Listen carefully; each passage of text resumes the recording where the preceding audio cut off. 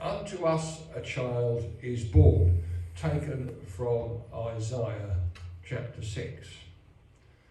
My mind goes back today, a few Christmases ago, when Andrew was with us, and he liked his nativity services, didn't he? Do you remember the one with the manger and the straw and the baby Jesus doll? Yes, I can see nodding heads there. I was kneeling down over this side, shepherding a few children, and Andrew was sat down on this side because he had some verses to read.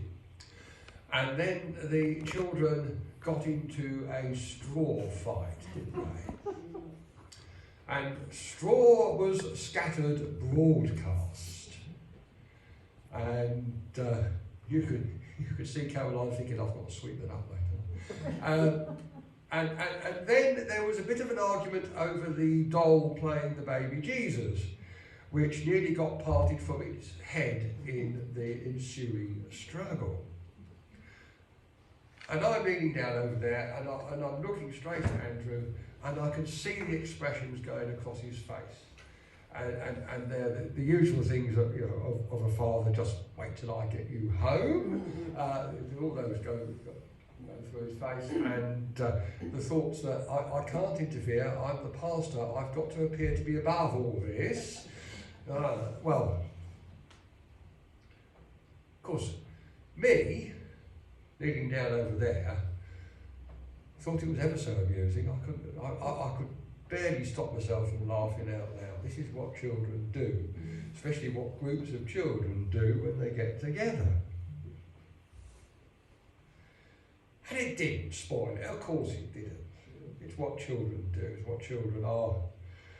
And all those of us who have been fathers and mothers know that, there are times when they drive you to distraction, but you love them anyway.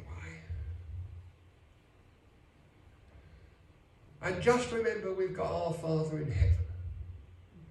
And just remember how much he loves us.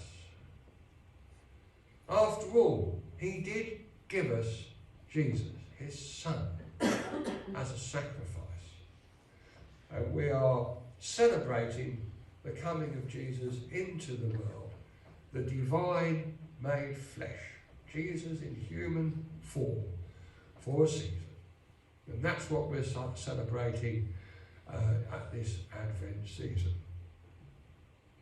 And it makes me think about God, our Father in heaven. It makes me think how much he loves us. And since we are all made in his image, I can only conclude that God has got a sense of humour as well. He must look down on us, much as in the same way as we look at our children. And even when we're being naughty, I bet he smiles. I bet he has a chuckle about some of the things that we get up with in our pride and thinking we can do things in our own strength.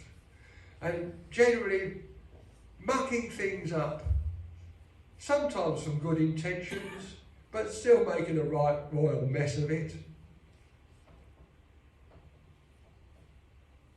I'm sure that Zach didn't get into too much trouble when he got home with his parents.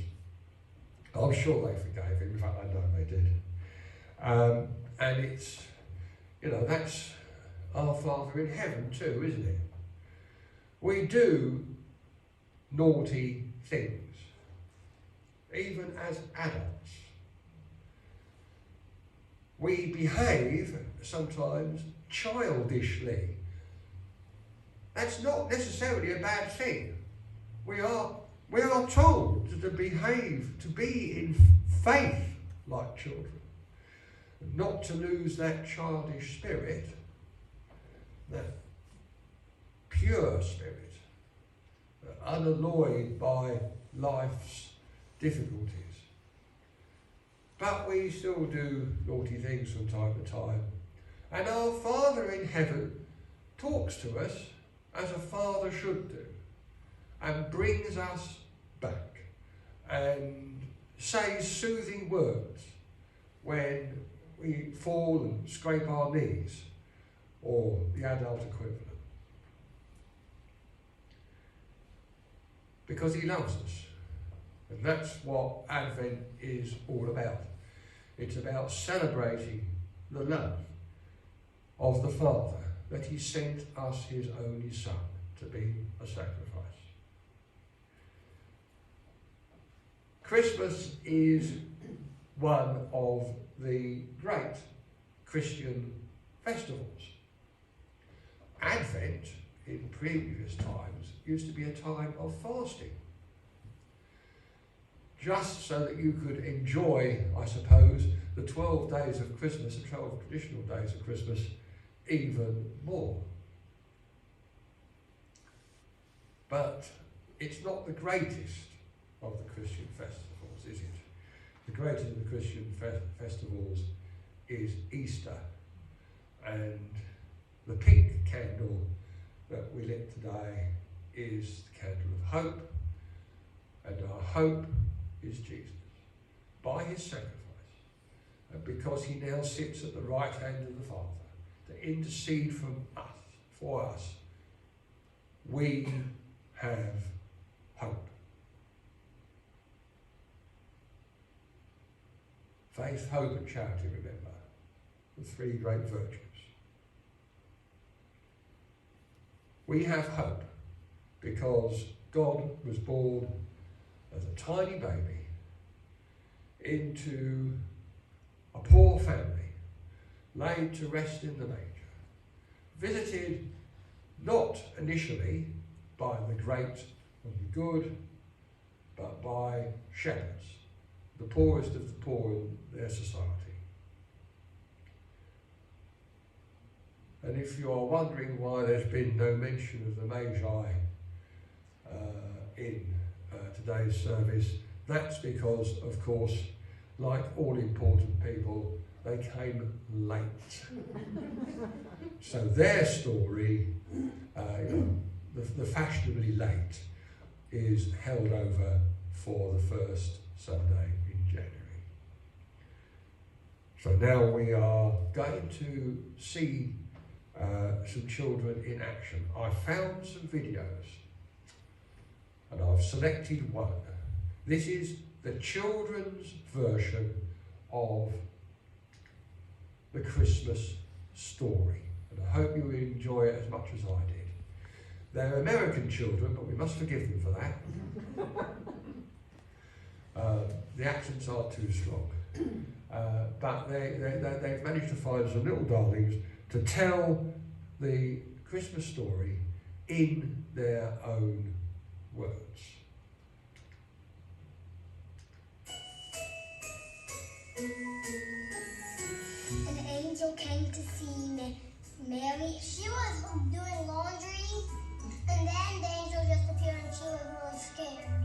So Gabriel was like, Mary, you're gonna have what? I can't say good. Mary, you're gonna have a baby. You're gonna have a baby, and you will call him Jesus. And then Mary was like, I'm not gonna have a baby yet. I'm only a teenager. I'm not married. And the angel Gabriel told Joseph that Mary is not lying. You are having a new baby. And so they met up. They went to Bethlehem, which was Joseph's old town. They ride a donkey. A camel. Oh yeah, a camel. She said, this donkey's fast. Well, they tried to go to a hotel and they asked the keeper for a place to stay. The keeper said, we have no rooms. Literally, no rooms. So Mary and Joseph walked away sadly, but then he said, the only place here in Bethlehem that you can stay is a stable, and then he just pointed the way and they followed. When the shepherds were taking care of the sheep, then they saw angels. The angel said, a new baby is getting born, who is King of the Jews. The angel was singing.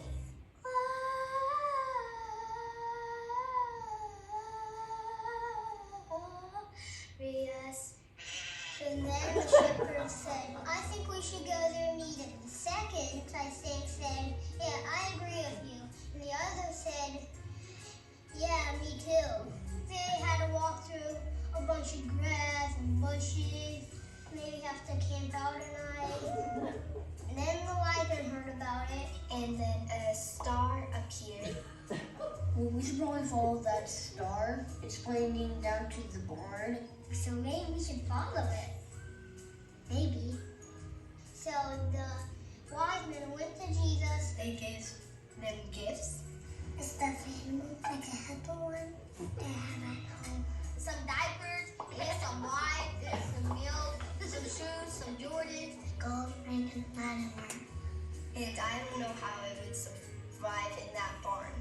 Too stinky, too crowded, and ugh. I think he probably, because the room was very smelly. Thank you for coming. He's adorable. He's gonna be our best friend. I love you, and